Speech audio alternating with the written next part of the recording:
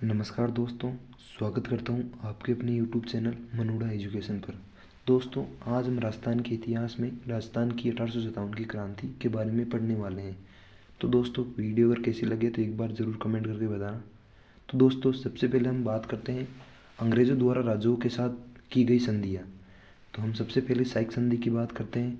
तो साइक संधि को लागू करने वाले थे लॉर्ड वेलेस्ली, और इनका उद्देश्य था राजस्थान के अंदर जो रियासतें हैं उनके अंदर प्रवेश लेना, कि कैसे भी करके हम इनके अंदर प्रवेश ले लें। सर्वप्रथम सहायक संधि करने वाली रियासत थी भरतपुर, और दोस्तों भरतपुर के राजा थे रणजीत सिंह, और दिनांक 19 सितंबर 1803 को भरतपुर रियासत ने सहायक संधि की थी। सर्वप्रथम रक्षात्मक व आक्रामक सहायक संधि अलवर ने की थी, जो कि बख्तावर सिंह द्वारा संधि की गई, जो कि नवंबर 1803 के अंदर ये संधि हुई थी। दोस्तों, अलवर में वर आता है, वैसे ही बख्तावर में भी वर है। इस प्रकार आप अपने याद रख सकते हो अपने हिसाब से। और दोस्तों, आगे हम जो बात करते हैं कि सर्वप्रथम रक्षात्मक व आक्रामक, कि हमारी रक्षा भी करोगे और मुसीबत के टाइम आक्रामक रूप भी लोगे, इस प्रकार की संधि की थी बख्तावर सिंह ने। अन्य रियासतें वे राजा थे 1857 की क्रांति के टाइम। तो जोधपुर के राजा 1857 की क्रांति में मान सिंह थे, जयपुर में जगत सिंह सेकंड थे, और धौलपुर में कीरत सिंह या कीर्ति सिंह हम बोल सकते हैं। दोनों ही जगह नाम आता है, अलग अलग किताबों में अलग अलग नाम है, तो हम दोनों को ही याद रखना है। सहायक संधियाँ करने वाला अंग्रेज अधिकारी, तो वो लॉर्ड लेक था दोस्तों। जो सहायक संधियाँ की लागू, वो तो लॉर्ड वेलेस्ली था, और जो अंग्रेज अधिकारी जो सहायक संधियाँ करने वाला था वो लॉर्ड लेक था। अब हम बात करते हैं अधीनस्थ संधियों की। तो अधीनस्थ संधियों का उद्देश्य था जो कि ईस्ट इंडिया कंपनी का पूर्ण नियंत्रण रियासतों पर करना था। ये इसकी अधीनस्थ संधि के अंतर्गत उनका उद्देश्य था। तो इस अधीनस्थ संधियों को लागू करने वाला व्यक्ति था लॉर्ड हेस्टिंग। दोस्तों, सर्वप्रथम संधि करने वाली रियासत थी करौली। दोस्तों, सर्वप्रथम सहायक संधि करने वाली रियासत भरतपुर थी, और अधीनस्थ संधि करने वाली रियासत करौली थी, और करौली के राजा थे हरबख्शपाल। 9 नवंबर 1817 हरबख्शपाल द्वारा सहायक संधि की गई, करौली में अधीनस्थ संधि की गई। दोस्तों, सबसे अंत में संधि करने वाली बहुत ही इंपॉर्टेंट सवाल है, तो वो है सिरोही। और सिरोही के शिव सिंह थे, जो 11 सितंबर 1803 को उन्होंने सहायक संधि की थी। और दोस्तों, सर्वाधिक रियासतों द्वारा संधि की गई 1818। दोस्तों, सहायक संधियों की अगर हम बात करें तो 1803 याद रखना है, इम्पोर्टेंट है। और अधीनस्थ संधियों में ज़्यादातर 1818 में सर्वाधिक रियासतों द्वारा संधि हुई थी, तो ये डेट हमें याद रखनी है, ये सन। दोस्तों, अधीनस्थ संधियाँ करने वाला अंग्रेज अधिकारी था चार्ल्स मैडकॉक। दोस्तों, सहायक संधि तो लॉर्ड लेक द्वारा, और अधीनस्थ संधियाँ चार्ल्स मैडकॉक द्वारा। दोस्तों, अधीनस्थ संधियाँ लॉर्ड हेस्टिंग ने लागू की थी, और सहायक संधियाँ लॉर्ड वेलेस्ली द्वारा लागू की गई थी।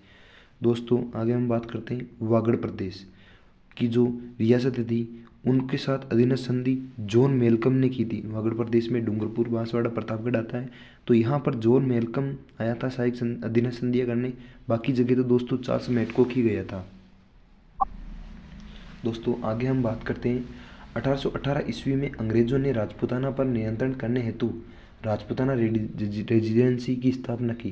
दोस्तों, 1818 के अंदर जो राजपूताना रेजिडेंसी है उसकी स्थापना दिल्ली में की गई, ताकि अंग्रेजों ने राजपूताना में नियंत्रण करने के लिए ये रेजिडेंसी की स्थापना की थी दोस्तों। और सबसे पहले ये दिल्ली में की गई थी, किंतु पूर्णतः नियंत्रण यहाँ पर नहीं कर पाए थे दोस्तों। दिल्ली में रह के कैसे नियंत्रण कर पाते, तो 1832 ईस्वी में लॉर्ड विलियम बेंटिक के समय राजपूताना रेजिडेंसी की स्थापना अजमेर में की गई। दोस्तों, इंपॉर्टेंट नोट बना के लिखा हुआ है मेरा 1832 के अंदर। दोस्तों, राजपूताना रेजिडेंसी की स्थापना 1832 में हुई थी, और मुख्यालय अजमेर था। और दोस्तों, एजीजी थे, एजीजी मतलब किसी को पता नहीं हो तो एजेंट टू गवर्नर जनरल। जो गवर्नर जनरल है उसका एजेंट होता था, जो रियासतों का लेखा जोखा उसको देता था। तो दोस्तों, एजीजी का पद का सृजन हुआ था। और दोस्तों, इसमें सबसे पहले एजीजी बनने वाले राजस्थान में वो थे मिस्टर अब्राहम लॉकेट। तो अब अब्राहम लॉकेट द्वारा जो हमारे सबसे पहले एजीजी थे। दोस्तों, 1845 ईस्वी में राजपूताना रेजिडेंसी का मुख्यालय माउंट आबू को बनाया गया। ग्रीष्मकालीन ओनली, केवल जो माउंट आबू है उसका, वो भी हमारे राजपूताना रेजिडेंसी का मुख्यालय था लेकिन वो केवल ग्रीष्मकालीन था, क्योंकि अंग्रेज़ों को माउंट आबू में अच्छा लगता था ग्रीष्मकालीन में, तो ये यहाँ पे शिफ्ट हो जाता था ग्रीष्मकालीन के टाइम, ताकि वहाँ पे ठंडक रहती है इसीलिए। दोस्तों आगे हम बात करने वाले हैं गोद निषेध नीति, या जिसे हम राज्य हड़प नीति या फिर व्यक्तिगत नीति भी कहते हैं, और इसे हम डॉक्ट्रिन ऑफ लैप्सेस भी कहते हैं, जो 1849 में हुई थी। दोस्तों इसके अंदर हम बात करते हैं जो गोद निषेध नीति है, इसमें बताया जाता है कि जो राजा है अगर उसके संतान नहीं है तो वो किसी और बच्चे को गोद नहीं ले सकता, और वो रियासत पूरी की पूरी अंग्रेज़ों के अधीनस्थ हो जाएगी। दोस्तों इसके अंदर हड़पा गया क्षेत्र था वो था ब्यावर, और जो रियासत हड़पी गई थी वो थी उदयपुर। दोस्तों करौली की हम बात करें तो करौली की बोर्ड ऑफ डायरेक्टर ने ये अनुमति प्रदान नहीं की थी। दोस्तों आगे हम क्रांति के बारे में बात करते हैं, 1857 की क्रांति की। दोस्तों 1857 की क्रांति के तत्कालीन कारण की हम बात करते हैं तो इसका प्रमुख कारण था कि गाय सुअर की चर्बी युक्त कारतूस थे जिन्हें मुंह से फाड़ना पड़ता था। तो इस प्रकार से ये कारण बना 1857 का क्रांति के महत्वपूर्ण कारणों में से एक है। दोस्तों 1857 में पूर्व अंग्रेज ब्राउन बेस बंदूकों का प्रयोग करते थे, लेकिन तकनीकी समस्या के कारण एनफील्ड राइफल्स का बंदूक का उपयोग होने लगा। तो इस बंदूक में क्या होता था दोस्तों, कारतूस थे, तो उस कारतूसों को जो कारतूस थे उस पर गाय व सुअर की चर्बी होने के कारण ये तत्कालीन कारण बने थे। हम 1857 की क्रांति की सामान्य जानकारी में बात करें तो क्रांति के समय भारत का गवर्नर जनरल लॉर्ड कैनिंग था, और जो क्रांति है दोस्तों वो 31 मई की गई थी कि 31 मई को सभी को हम क्रांति की शुरुआत करेंगे, लेकिन क्रांति की शुरुआत 10 मई को हो गई थी। ये मैं दोस्तों पूरे देश की बात कर रहा हूँ। और क्रांति का जो प्रतीक चिन्ह है वो था कमल और रोटी। इम्पोर्टेंट दोस्तों, इम्पोर्टेंट चिन्ह लगा लीजिए, कमल और रोटी। दोस्तों क्रांति के नेतृत्वकर्ता थे वो थे लाल बहादुर जफर सेकेंड। माफ़ी चाहूँगा दोस्तों। दोस्तों क्रांति के जो नेतृत्वकर्ता थे वो थे बहादुर शाह सेकेंड। और हम राजस्थान के परिप्रेक्ष्य में हम बात करें क्रांति की, तो क्रांति के समय राजस्थान के जो एजेंट थे, जो एजीजी थे, AGG agent to governor general, वो थे दोस्तों जॉर्ज पैट्रिक लॉरेंस। दोस्तों क्रांति की शुरुआत 28 मई 1857 को हुई थी, जो नसीराबाद से स्टार्ट हुई थी। दोस्तों 3 तारीख से पहले ही क्रांति की शुरुआत हो गई थी। और क्रांति के समय दोस्तों 6 छावनियाँ थी, जिसमें नसीराबाद अजमेर छावनी थी, नीमच एमपी में थी, देवली टोंक में थी, और दोस्तों एरिनपुरा पाली में थी, और खेरवाड़ा उदयपुर में थी, और ब्यावर थी। दोस्तों खेरवाड़ा उदयपुर और ब्यावर ऐसी छावनियाँ थी जो कि क्रांति में भाग नहीं लिया था। क्रांति के नेतृत्वकर्ता की बात करें तो ठाकुर कुशाल सिंह चंपावत क्रांति के नेतृत्वकर्ता माने जाते हैं, और क्रांति की देवी सुगाली देवी थी। दोस्तों जो क्रांति के समय पॉलिटिकल एजेंट थे उनकी हम बात करते हैं तो जो मारवाड़ जोधपुर के अंदर जो पॉलिटिकल एजेंट था वो था दोस्तों मैकमोशन। उदयपुर के अंदर जो पॉलिटिकल एजेंट था वो था दोस्तों सावर्स। और दोस्तों कोटा के अंदर जो पॉलिटिकल एजेंट था वो था बर्टन। जयपुर के अंदर जो पॉलिटिकल एजेंट था वो था दोस्तों ईडन। और भरतपुर के जो पॉलिटिकल एजेंट थे वो थे मॉरिसन। और सिरोही के जो पॉलिटिकल एजेंट थे वो थे जेडी हॉल। दोस्तों हम केंद्र में जो गवर्नर जनरल थे वो उसकी बात करते हैं तो लॉर्ड कैनिंग थे, जो केंद्र के अंदर 1857 की क्रांति के समय गवर्नर जनरल थे। और दोस्तों राजपूताना के अंदर जो एजेंट टू गवर्नर जनरल थे वो थे पैट्रिक लॉरेंस। और दोस्तों रियासत में जो पॉलिटिकल एजेंट थे वो 6 थे, जो बात हमने की ली थी। दोस्तों अब हम प्रमुख विद्रोह के बारे में बात करते हैं। तो सबसे पहले हम प्रमुख विद्रोह में नसीराबाद विद्रोह की बात करते हैं। तो नसीराबाद विद्रोह यानी नसीराबाद में 28 मई 1857 को विद्रोह हुआ था, और विद्रोह करता थे बख्तावर सिंह। दोस्तों लॉरेंस ने अजमेर की सुरक्षा हेतु 15वीं बंगाल नेटिव इन्फेंट्री को बुलाया था उनको कि अजमेर की सुरक्षा हो, इस प्रकार से उन्होंने 15वीं बंगाल नेटिव इन्फेंट्री को बुलाया था। लेकिन हुआ क्या दोस्तों, जो 15वीं बंगाल नेटिव इन्फेंट्री थी वो मेरठ के रास्ते से वो यहाँ पहुँची थी। और दोस्तों उस समय मेरठ में क्रांति चल रही थी, तो दोस्तों उस समय विद्रोह हो रहा था। तो अंग्रेज़ों को इस चीज़ में डर लगा, और आपको हम बात करते हैं तो मेरठ में 10 मई 1857 को विद्रोह हुआ। इस विद्रोह की सूचना लॉरेंस को माउंट आबू में 19 मई को 1857 को मिली। तो जब माउंट आबू में लॉरेंस को 19 मई 1857 को इस सूचना मिली तो लॉरेंस ने अजमेर की सुरक्षा हेतु निम्न स्थानों से और सेना बुलाई ताकि इस टुकड़ी पर विश्वास न किया जा सके। तो उन्होंने जोधपुर के तख्त सिंह द्वारा कुशलराज सिंघवी के नेतृत्व में एक टुकड़ी बुलाई और एक ब्यावर से 2 मेर जाति की टुकड़ियां बुलाई। दोस्तों, लॉरेंस ने जो 15वीं बंगाल बटालियन के हथियार छीनकर उन्हें नसीराबाद भेज दिया कि इस बटालियन का विश्वास नहीं कर सकते। इस कारण उन्होंने क्या किया कि ये सोचते थे कि यह भी विद्रोह कर सकते हैं, तो इन्होंने नसीराबाद उनको ट्रांसफ़र कर दिया। और दोस्तों, नसीराबाद में पहले से ही 30वीं बंगाल बटालियन थी, तो वो वहाँ पे तैनात थी। 15वीं बंगाल बटालियन पर गश्त लगाने का कार्य बम्बई लांसर्स ने किया, क्योंकि दोस्तों बम्बई लांसर्स हमेशा इनका ध्यान रखने के कारण इनका तैनात की गई थी। दोस्तों, डीसा गुजरात से यूरोपियन टुकड़ी को बुलाया गया जिसमें अंग्रेज सैनिक थे। दोस्तों, जब इनकी खबर 15वीं बंगाल बटालियन के सैनिक बख्तावर सिंह को मिली तब 28 मई 1857 को नसीराबाद में बख्तावर सिंह के नेतृत्व में 15वीं बंगाल बटालियन ने विद्रोह किया। और ये विद्रोह के नेतृत्व करता थे वो थे बख्तावर सिंह। इस विद्रोह में 15वीं बंगाल बटालियन के साथ 30वीं बंगाल बटालियन जो पहले से ही मौजूद थी, उन्होंने भी इस बटालियन का साथ दिया।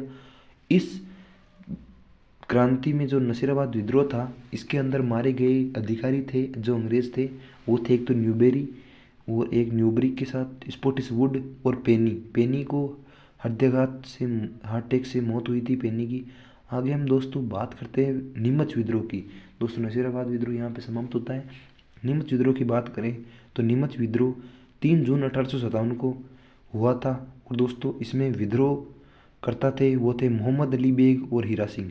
तो दोस्तों, हम नीमच में जैसे एम आ रहा है तो एम से हम मोहम्मद अली बेग याद रख सकते हैं, और एच आ रहा है इस हिसाब से हम हीरा सिंह याद रख सकते हैं। दोस्तों, नीमच एकमात्र छावनी थी जो राजस्थान से बाहर एमपी में है। जो अभी हम बात कर सकते हैं तो नीमच एमपी में आने वाली जगह है, तो वो एकमात्र छावनी है जो राजस्थान के बाहर है, बाकी सब राजस्थान के अंदर ही हैं। दोस्तों, नीमच का नियंत्रण मेवाड़ के पॉलिटिकल एजेंट मेजर सावर्स करता था। जो नीमच थी वो मेवाड़ के अंडर ही आती थी। दोस्तों, सावर्स नीमच छावनी की सुरक्षा का जिम्मा कर्नल अबोट को सौंपा। तो सावर्स ने जो नीमच छावनी थी दोस्तों, तो उसकी सुरक्षा का जिम्मा अम्बोट था उसको सौंपा था दोस्तों। और दोस्तों, कर्नल अबोट था। तो कर्नल अबोट ने 2 जून 1857 को नीमच के सैनिकों को वफादारी की कसम दिलाई और कहा कि आप हमारे प्रति वफादार रहोगे, हमसे कभी कोई विद्रोह नहीं करोगे, क्योंकि कर्नल अबोट पहले ही डर चुका था इस कारण। तब मोहम्मद अली बेग ने इस कसम का विरोध किया। मोहम्मद अली बेग ने कहा कि जब ये खुद अपनी कस्मों पर अड़े नहीं रह सकते, तो अड़िग नहीं है, तो हम कैसे अड़िग हों। तो इस कारण मोहम्मद अली बेग ने इसका विद्रोह किया। और विरोध करने के बाद 3 जून 1857 को नीमच के सैनिकों को नसीराबाद विद्रोह की सूचना मिली। तो 3 जून को जब नीमच के सैनिक थे तो उनको जब ये सूचना मिली कि औरों की जगह वहीं दूसरी जगह भी विरोध हो रहा है, तो उन्होंने भी विद्रोह स्टार्ट कर दिया। तो मोहम्मद अली बेग व हीरा सिंह के नेतृत्व में नीमच में विद्रोह स्टार्ट हो गया। दोस्तों, नीमच से 40 अंग्रेज अधिकारी थे जो डरकर भागकर डूंगला गांव चित्तौड़गढ़ में पहुंचे। और दोस्तों, रुगाराम चौधरी था, उन्होंने इनको शरण दी तथा नीमच विद्रोह की सूचना कैप्टन लाइड ने सावर्स को दी। कैप्टन लाइड ने सावर्स को कहा कि जो नीमच है उसके अंदर विद्रोह स्टार्ट हो चुका है। तो सायर्स ने सैनिक सहायता मेवाड़ के जो सावर्स है, तो सावर्स की जो सैनिक सहायता है वो मेवाड़ के स्वरूप सिंह ने की थी। राणा स्वरूप सिंह सावर्स के सपोर्ट में थे। तो तथा स्वरूप सिंह ने नीमच के 40 अंग्रेज अधिकारियों को पिछोला झील में स्थित जगमंदिर में शरण दी।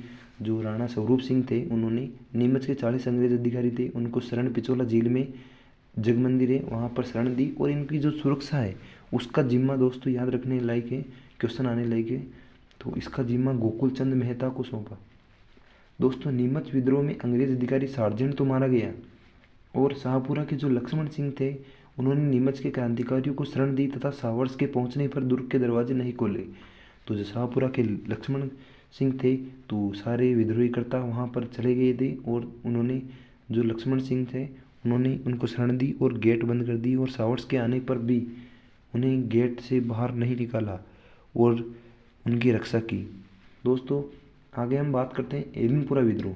तो जो एरनपुरा विद्रोह उसे माउंट आबू विद्रोह भी कह सकते हैं, जो कि 21 अगस्त 1857 को हुआ था। और एरनपुरा विद्रोह के अंदर जो नेतृत्वकर्ता थे वो थे मोती खां, शीतल प्रसाद और तिलक राम। दोस्तों एरनपुरा के सैनिकों को सैन्य प्रशिक्षण हेतु माउंट आबू भेजा गया, जहां लॉरेंस था, जो पैट्रिक लॉरेंस था, उन्होंने सैनिक प्रशिक्षण दिया। जो एरनपुरा के सैनिक थे वो सैन्य प्रशिक्षण हेतु माउंट आबू गए, और जो पैट्रिक लॉरेंस था उन्होंने उनको प्रशिक्षण दिया। जब इन सैनिकों को नसीराबाद व नीमच विद्रोह की सूचना मिली और इनको पता चला कि नसीराबाद और नीमच में तो विद्रोह हो रहा है, तब 21 अगस्त 1857 को पूर्वीय सैनिकों ने विद्रोह करना स्टार्ट कर दिया। और इस विद्रोह में लॉरेंस तो बच गया, लेकिन लॉरेंस के जो पुत्र था अलेक्जेंडर, याद रखना दोस्तों उनके पुत्र का नाम अलेक्जेंडर था, तो अलेक्जेंडर मारा गया। तो जोधपुर लीजन विद्रोह भी इसके अंदर ही हुआ था। तो जोधपुर लीजन विद्रोह था वो तो दोस्तों 23 अगस्त 1857 को एरनपुरा में हुआ था। जो 2000 जो माउंट आबू के सैनिक थे वे तथा जोधपुर लीजन के सैनिकों ने साथ मिलकर ये विद्रोह किया और 23 अगस्त को विद्रोह किया गया। दोस्तों एरनपुरा के सैनिक शिवनाथ सिंह के नेतृत्व में विद्रोही दिल्ली की तरफ गए तथा चलो दिल्ली मारो फिरंगी का नारा दिया। दोस्तों इम्पोर्टेंट क्वेश्चन है कि चलो दिल्ली मारो फिरंगी का नारा किसने दिया था? तो वो ये नारा देने वाले थे शिवनाथ सिंह। जो शिवनाथ थे वो इन्होंने नारा दिया था। दोस्तों एरनपुरा छावनी की स्थापना 1835 से 36 में हुई थी, और दोस्तों जोधपुर लीजन की स्थापना 1836 में हुई थी। याद रखना दोस्तों इम्पोर्टेंट क्वेश्चन है। मारवाड़ के तख्त सिंह ने पाली में ओनाड सिंह को तैनात किया था। तो जो तख्त सिंह था वो पाली में ओनाड सिंह को वहाँ पे तैनात किया ताकि जो विद्रोही करता थे उनका सामना किया जा सके। दोस्तों एरनपुरा के क्रांतिकारियों को शरण देने वाले एक महत्वपूर्ण व्यक्ति थे, उनका नाम था आहुआ के ठाकुर कुशाल सिंह चंपावत। दोस्तों याद रखना ये नाम, आगे पूरी विद्रोह में ये नाम बहुत इंपॉर्टेंट है। दोस्तों कुशाल सिंह चंपावत व क्रांतिकारियों की मुलाकात खैरवा पाली में हुई। दोस्तों कुशाल सिंह की सैन्य सहायता जो की थी वो निम्न ठिकाने थे जो कि कुशाल सिंह के सहायक थे। तो आसोप के शिवनाथ सिंह और आलन्यास के अजीत सिंह और गुल्लर के विशन सिंह और लांबिया के पृथ्वी सिंह और रूडावास रूपावास ये भी थे ठिकाने। तो दोस्तों सभी ने हजार हजार सैनिकों की सहायता की थी। और दोस्तों कुशलराज की जो कुशाल सिंह चंपावत है उसकी सेना को मजबूती प्रदान की। मारवाड़ के तख्त सिंह ने ओनाड सिंह व कुशलराज सिंघवी के नेतृत्व में वे जो कुशलराज थे ओनाड सिंह व कुशलराज उसके नेतृत्व में वे मैकमोहन ने जो हितकोट थे उनके नेतृत्व में सेना भेजी। तो मारवाड़ के तख्त सिंह ने तो ओनाड सिंह व कुशलराज को भेजा, लेकिन मैकमोहन थे उन्होंने हितकोट को अपनी सेना देकर भेजी थी उनके नेतृत्व में। दोस्तों बिथोड़ा का युद्ध की बात करते हैं तो बिथोड़ा का युद्ध पाली में हुआ था, जो पाली में आता है बिथोड़ा। और दोस्तों 8 सितंबर 1857 को बिथोड़ा का युद्ध हुआ था। तो उन किन किन के बीच हुआ ये हम बात करते हैं। तो आहुआ के कुशाल सिंह चंपावत वे मारवाड़ के ओनाड सिंह प्लस कुशलराज सिंघवी प्लस हितकोट। दोस्तों इसका परिणाम रहा कि कुशाल सिंह चंपावत की विजय हुई। इस युद्ध में ओनाड सिंह मारा गया। दोस्तों याद रखना बिथोड़ा के युद्ध में कौन मारा गया था? ओनाड सिंह। दोस्तों चिलावास का युद्ध ठीक 10 दिन बाद हुआ था 18 सितंबर 1857। दोस्तों चिलावास के युद्ध को काला गौरव का युद्ध भी कहते हैं। और कुशाल सिंह चंपावत वर्सेज मैकमोहन के बीच ये युद्ध हुआ था। जो मैकमोहन था वो जोधपुर का पॉलिटिकल एजेंट था। दोस्तों कुशाल सिंह चंपावत की इसमें विजय हुई थी। मैकमोहन का सिर काटकर आहुआ किले पर लटकाया गया। दोस्तों जो मैकमोहन है उसका सिर काटकर आहुआ किले पर लटका दिया गया। दोस्तों एरनपुरा के क्रांतिकारी आसोप के ठिकानेदार शिवनाथ सिंह के साथ दिल्ली की तरफ बढ़ने लगे थे। दोस्तों जब नारनौल हरियाणा में, जो नारनौल है वो हरियाणा में एक स्थान है, वहाँ पर अंग्रेज़ों के साथ जो शिवनाथ सिंह है उनका युद्ध हुआ और शिवनाथ सिंह जो इसके अंदर हार गए थे।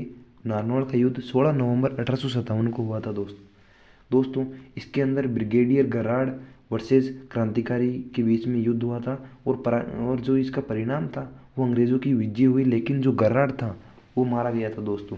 दोस्तों आसोप के शिवनाथ सिंह ने बड़लू नामक स्थान पर मारवाड़ की सेना को पराजित कर आसोप का ठिकाने पर कब्जा किया ताकि वो अपनी जगह वापस ले सके, जहाँ जहाँ उसका ठिकाना था उसको वापस कब्जे में ले सके। दोस्तों एजीजी लॉरेंस ने कर्नल अबोट के नेतृत्व में आहुआ हेतु सेना भेजी कि आहुआ में आक्रमण कर सके। तो लॉरेंस ने कर्नल अबोट के कर्नल होम्स के नेतृत्व में उन्होंने आहुआ आक्रमण हेतु सेना भेजी। तो आहुआ का युद्ध हुआ था दोस्तों 20 से 24 जनवरी की हम बात करते हैं 1858 के अंदर, अगली साल। दोस्तों कुशाल सिंह चंपावत की इसमें हार हुई थी और कर्नल होम्स जीत गया था।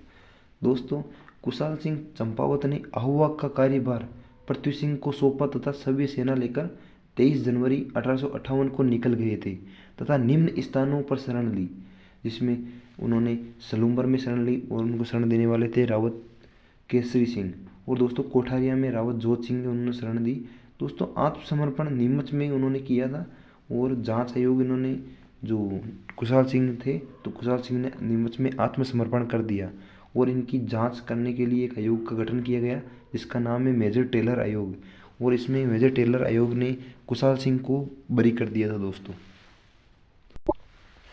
आगे हम बात करते हैं दोस्तों, जो कुशाल सिंह चंपावत है इनकी मृत्यु 25 जुलाई 1864 को उदयपुर में हुई थी और कर्नल होम्स का आहुआ पर अधिकार 24 जनवरी 1858 में था।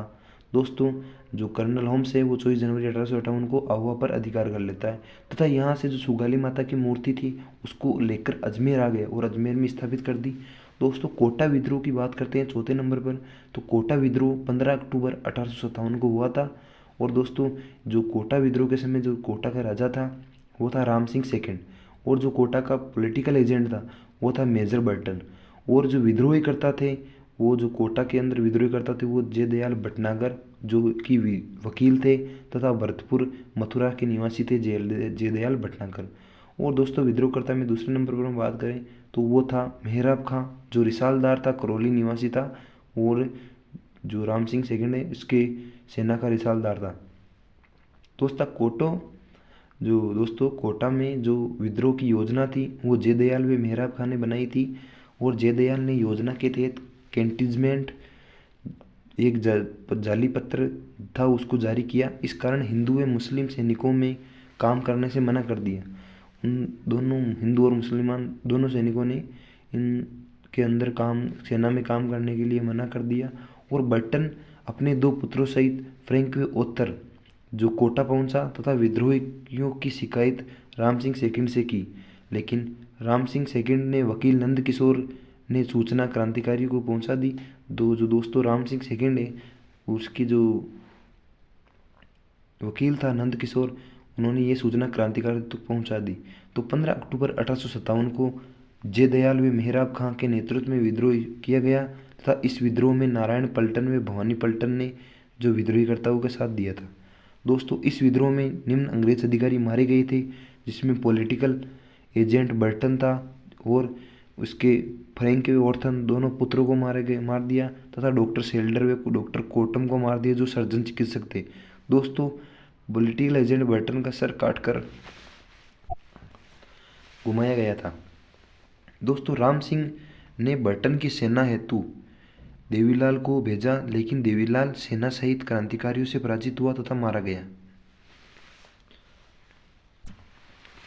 दोस्तों राम सिंह ने पुजारी कन्हैयालाल के माध्यम से क्रांतिकारियों के साथ देने का प्रयास किया, समझौते की प्रयास किया। जो कन्हैयालाल थे उनके माध्यम से क्रांतियों के साथ समझौता करने का प्रयास किया। एजीजी लॉरेंस ने जनरल रॉबर्ट्स के नेतृत्व में सेना भेजी जो अंग्रेजों की सैनिक सहायता करौली के मदनपाल ने की थी।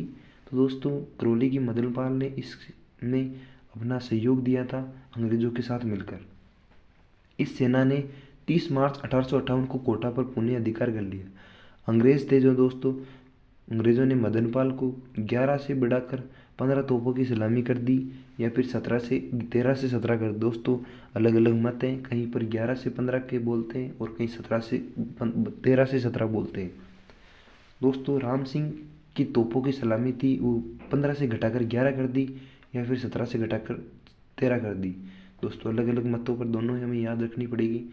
मदनपाल को GCSI जो कि grand commanding star of India है की उपाधि दी गई थी। दोस्तों मदनपाल का बहुत ज़्यादा स्वागत किया गया था इसके अंदर, क्योंकि इन्होंने क्रांतिकारियों का साथ न देकर अंग्रेजों का साथ दिया था और उनकी मदद की थी।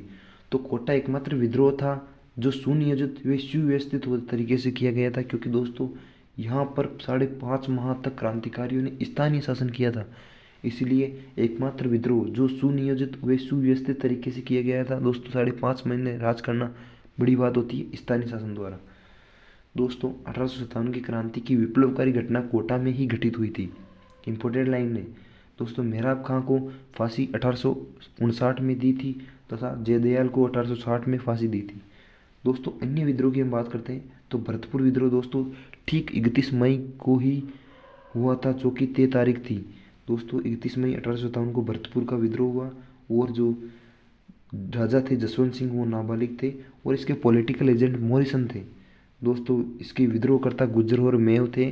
दोस्तों एकमात्र विद्रोह तो जो क्रांति की 3 तारीख के दिन 31 मई को ही स्टार्ट हुआ था। दोस्तों आगे हम बात करते हैं तो टोक शहर विद्रोह जो कि 14 जून 1857 को हुआ था। दोस्तों जो टोक शहर थे इसके जो वजीरुद्दौला इसके सेनानायक थे, वजीरुद्दौला राजा था और इसके सेनानायक थे मीर आलम खां ने क्रांतिकारियों का जो साथ दिया तथा बहादुर शाह की सहायता हेतु 600 सैनिक तथा 500 रुपये की नजराना भेंट किया। दोस्तों उस समय 500 रुपये के नजराना बहुत बड़ी बात होती थी। दोस्तों उन्होंने 600 सैनिक भी भेजे थे। मीर आलम खां जो कि वजीरुद्दौला का सेनापति था, सेनानायक था, तो मीर आलम खां फैजुल्ला खां से लड़ते हुए मारे गए थे। टोंक एकमात्र विद्रोह था जहां महिलाओं व बच्चों ने भी भाग लिया था। तो दोस्तों इस विद्रोह का दमन ईडन ने किया था। दोस्तों आगे हम बात करते हैं अलवर विद्रोह।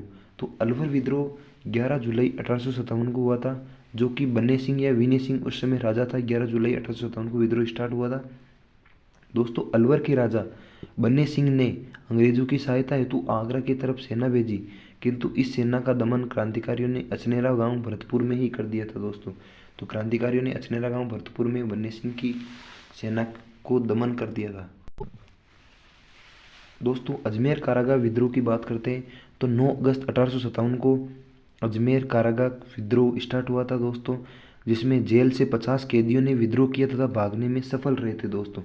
दोस्तों धौलपुर विद्रोह की बात करते हैं तो भगवंत सिंह राजा था धौलपुर विद्रोह में, और जो धौलपुर विद्रोह है वो 27 अक्टूबर 1857 या फिर 15 अक्टूबर 1857 को स्टार्ट हुआ था। दोनों ही तारीखें दी जाती हैं। दोस्तों जो धौलपुर विद्रोह है इसको विद्रोही करता थे वो थे रामचंद्र और हीरालाल, ये दोनों विद्रोह करता थे।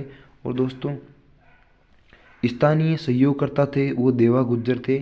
और इसमें एकमात्र विद्रोह जहां बाहर के क्रांतिकारियों ने भाग लिया, जिसमें क्रांतिकारी थे ग्वालियर व इंदौर के, तथा इस विद्रोह की समाप्त करने के लिए ही बाहर की सेना आई थी। दोस्तों पटियाला की सेना ने यहाँ पर आकर विद्रोह का दमन किया था। दोस्तों इसीलिए ये एकमात्र विद्रोह है जहाँ पर विद्रोही करता भी बाहर के थे तथा दमनकर्ता भी बाहर ही के थे। समय अनुसार विद्रोह क्रम: नसीराबाद 28 मई 1857, भरतपुर विद्रोह 31 मई, नीमच विद्रोह 3 जून, देवली विद्रोह 5 जून, टोंक विद्रोह 14 जून, अलवर विद्रोह 11 जुलाई, अजमेर कारागार विद्रोह 9 अगस्त, एरनपुरा माउंट आबू विद्रोह 21 अगस्त, जोधपुर लीजन विद्रोह 23 अगस्त, बिथोड़ा का युद्ध 8 सितंबर, चलावास का युद्ध 18 सितंबर, कोटा का विद्रोह 15 अक्टूबर। क्रांति के समय अंग्रेजों के वफादार राजा: मारवाड़ के तख्त सिंह, मेवाड़ के स्वरूप सिंह, करौली के मदनपाल, अलवर के बन्ने सिंह, धौलपुर के भगवंत सिंह, डूंगरपुर के उदय सिंह, झालावाड़ के पृथ्वी सिंह, बांसवाड़ा के लक्ष्मण सिंह, प्रतापगढ़ के दलपत सिंह, जैसलमेर के रणजीत सिंह, जयपुर के राम सिंह सेकंड ने अंग्रेजों ने राम सिंह को सितारे हिंद की उपाधि व कोटपुतली की जागीर दी। बीकानेर के सरदार सिंह अंग्रेजों की सहायता हेतु सभी की सेना लेकर राजस्थान के बाहर पंजाब व हिसार गए। अंग्रेजों ने खुश होकर 41 गांव टिब्बी हनुमानगढ़ के उपहार में दिए। 1857 की क्रांति के समय समकालीन शासक: टोंक के वजीरुद्दौला, कोटा के राम सिंह सेकंड, बुद्धि के राम सिंह। 1857 की क्रांति के प्रमुख व्यक्तित्व अमरचंद भाटिया बीकानेर रियासत नरवर ग्वालियर में कपड़ों का व्यापार करते थे। उपनाम नगर श्री सेठ, राजस्थान का मंगल पांडे, 1857 की क्रांति का भामाशाह। इन्होंने क्रांति के समय झांसी की रानी लक्ष्मीबाई, नाना साहब व तात्या टोपे को आर्थिक सहायता की। इस कारण अंग्रेजों ने अमरचंद भाटिया को 22 जून 1858 को फांसी दी। ये 1857 की क्रांति की पहली फांसी है जो राजस्थान में हुई। राजस्थान की क्रांति की 1857 की राजस्थान क्रांति की पहली फांसी थी। तात्या टोपे येवड़ा गांव महाराष्ट्र। पिता थे पांडुरंग भट्ट। बचपन का नाम रामचंद्र पांडुरंग। माता थी रुक्मा देवी। राजस्थान में 2 बार प्रवेश किया। प्रथम बार प्रवेश मांडलगढ़ भीलवाड़ा से। कुआड़ा का युद्ध 9 अगस्त 1858 में Tatya Tope versus general Roberts की विजय हुई। कुआड़ा के युद्ध में तात्या टोपे जब टोंक पहुंचे तब वजीरुद्दौला के सेनानायक मोहम्मद नासिर खान ने तात्या टोपे का साथ दिया। तात्या टोपे ने कुछ समय टोंक पर अधिकार किया। तात्या टोपे ने नाथद्वारा में तिलकायत जी की सहायता से श्रीनाथ जी के दर्शन किए। तात्या टोपे झालावाड़ पहुंचे तथा पृथ्वी सिंह की सेना को पराजित किया। दूसरी बार प्रवेश बांसवाड़ा 11 दिसंबर 1858। तात्या टोपे ने बांसवाड़ा के लक्ष्मण सिंह की सेना को पराजित किया। बीकानेर के सरदार सिंह ने तात्या टोपे को 600 सैनिकों को अंग्रेजों से रिहा करवाया। बीकानेर के सरदार सिंह ने तात्या टोपे के 600 सैनिकों को अंग्रेजों से रिहा करवाया। तात्या टोपे राजस्थान की जैसलमेर रियासत को छोड़कर सभी रियासत में गए। मानसिंह नरूका ने धोखे से तात्या टोपे को नरवर ग्वालियर के जंगलों में गिरफ्तार करवाया। अंग्रेजों ने 18 अप्रैल 1859 को शिवपुरी एमपी में फांसी दे दी जो शिप्रा नदी के किनारे दी। मेजर सावर्स ने कहा, इतिहास में अंग्रेजों से एक सवाल हमेशा पूछा जाएगा कि तात्या टोपे को फांसी की पुष्टि किसने की। बांकीदास ने आयो अंग्रेज मुल्क के ऊपर